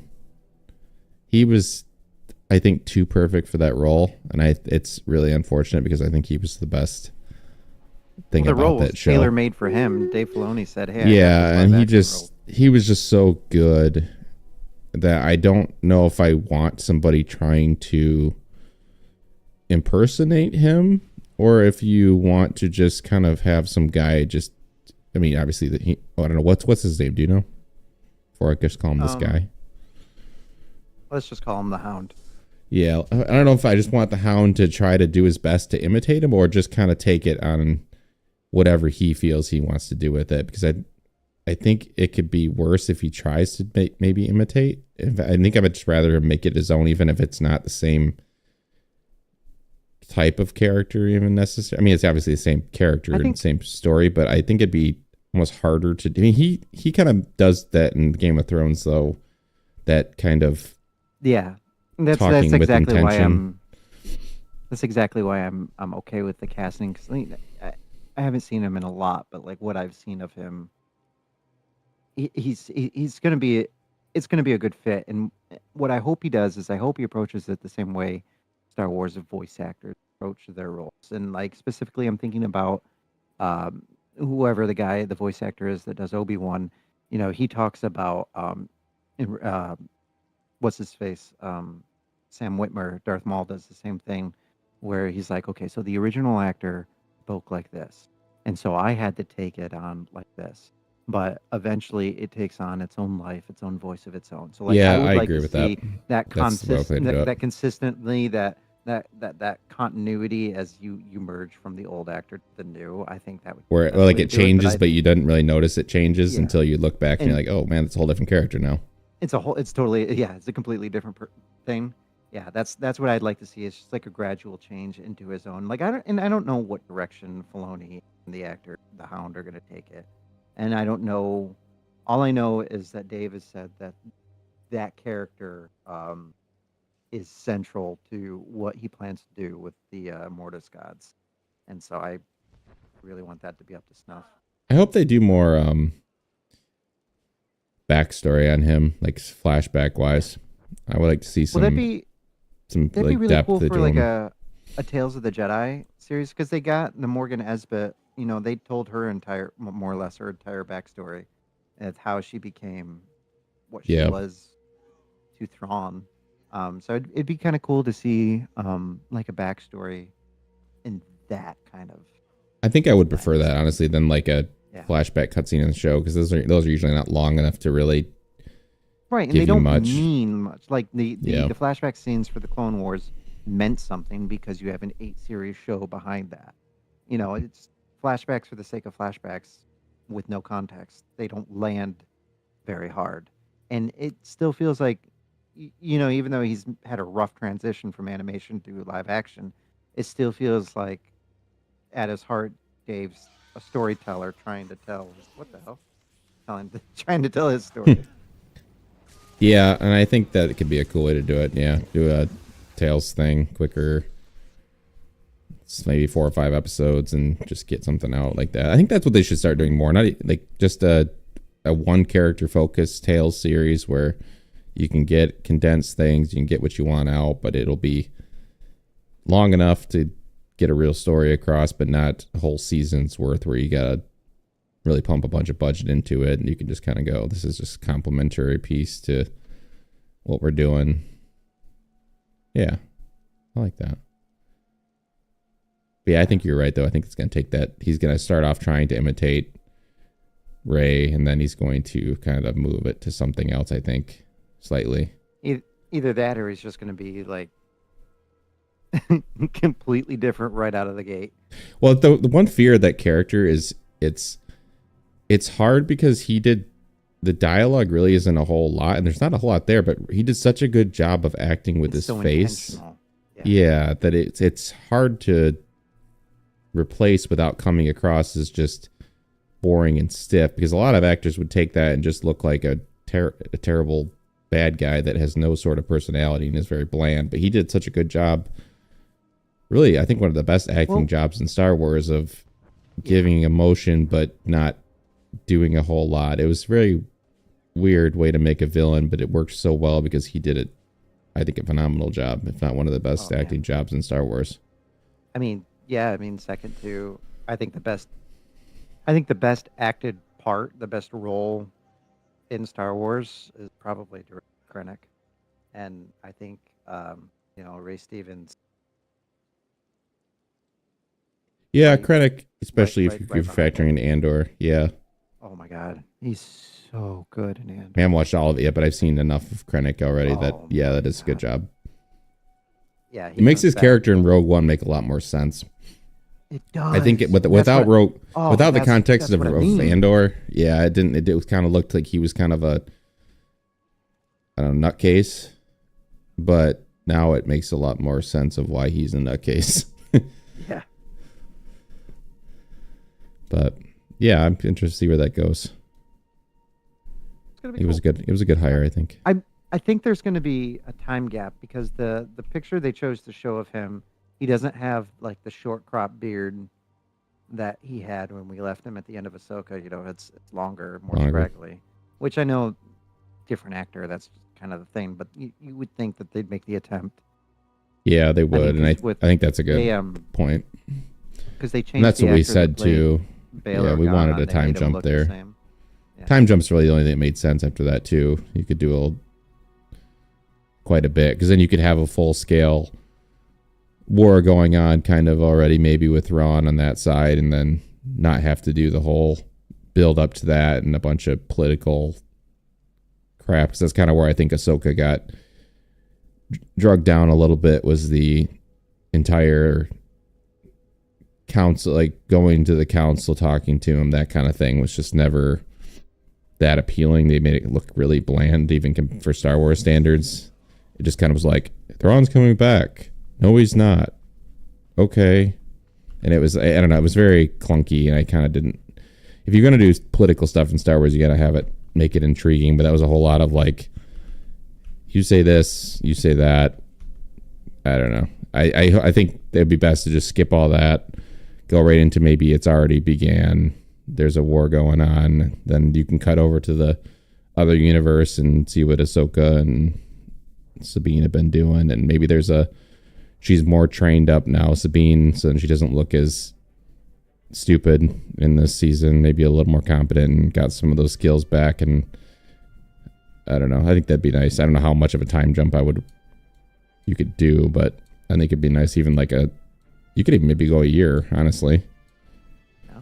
I don't know if it'll be that much, but yeah, I'm pretty excited. Yeah, I don't know. It'll be good, and I hope they do a good time jump, and I hope that they because it would be really cool to see, like, talking legacies and stuff. It'd be really cool to see Sabine, the Mandalorian warrior who trained with Ahsoka, Padawan of the Chosen One, Padawan of Obi-Wan, Padawan of Qui-Gon, Padawan of Dooku, Padawan of Yoda, and so on and so on and so on. Because they made such a big deal about that legacy in the first season. So it'd be cool that, like, a time gap and then just see like a full-fledged Mandalorian that's also a Jedi. Yeah, I want a lot more out of Sabine this season. I don't love the actor. I don't think she was a very good choice. I think she's kind of stiff, but I want her to prove me wrong, and I want that character to be much more akin to her animated self. And I hope they kind of push the envelope a little bit with her, some regard, and not make her so stupid. I mean, everything she did in that season was just dumb. I mean, the whole take me to Ezra, like, as your plan, but you're giving the map to, it's like, that was the dumbest thing I've ever seen.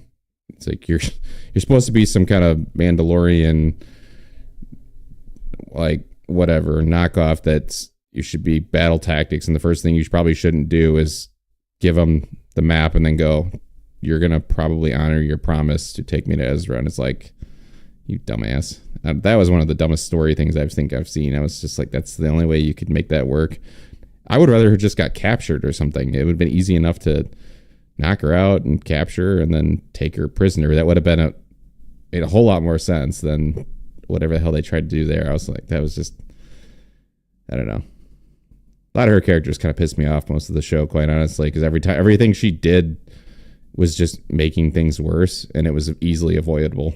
Like taking the map back to her house thing, and when it's like clear there was maybe some people after her, and she's just like, I'm gonna go way out of the way to be away from Ahsoka so we can have this crappy lightsaber fight and me get stabbed, and then I don't die, and Qui-Gon once again is rolling over in his grave while everybody else can get stabbed in Star Wars and not die except for him.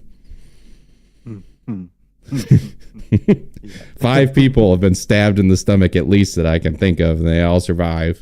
Qui-Gon gets stabbed once, dead. Qui-Gon gets stabbed and dies.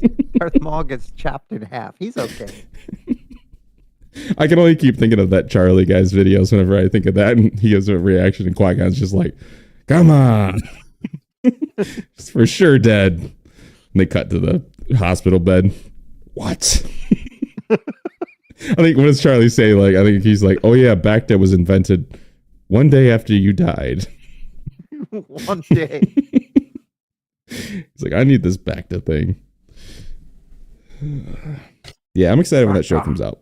That'll be a good discussion. I want a good like show we can discuss on the pod. As far, I mean, Andor is a good show, but it's not like I want more like a kind of a campy, funny, fun kind of show. As far as some sabers, some cool stuff that really, I don't know. I guess I want some that drives the story forward and not just kind of recapping the same old stuff, just in more detailed light, which is fine. But I'm kind of excited for something new, and I want to see this whole new Filoni verse that he's going to try to fill out here. That's separate from the other one. I think that's going to be exciting to get some Filoni verse. That's amazing. Yeah, I just thought of that now. But yeah, I kind of want to see what he does with this. I want maybe new characters, new things. It'd be exciting to get some new stuff for once in Star Wars, not just retreading old stuff over and over and over. Not that it's bad, but we need some fresh blood.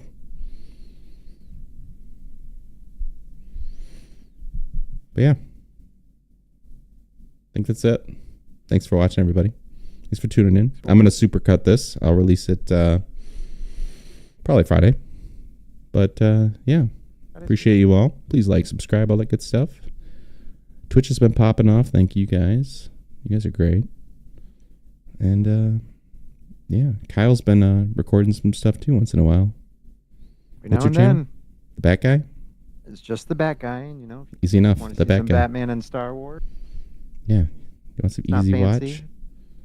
I put it on at work. Some fun things. Yeah. He's Mr. Daytime streamer. Yeah. Let's go check that out. That'll be dwindling down. Oh yeah, because you got kids home, huh? Well, yep. Kids are in summer vacation and you got school too. I got. That was a mistake. No, I'm having fun. All right, dude. Good night, everybody.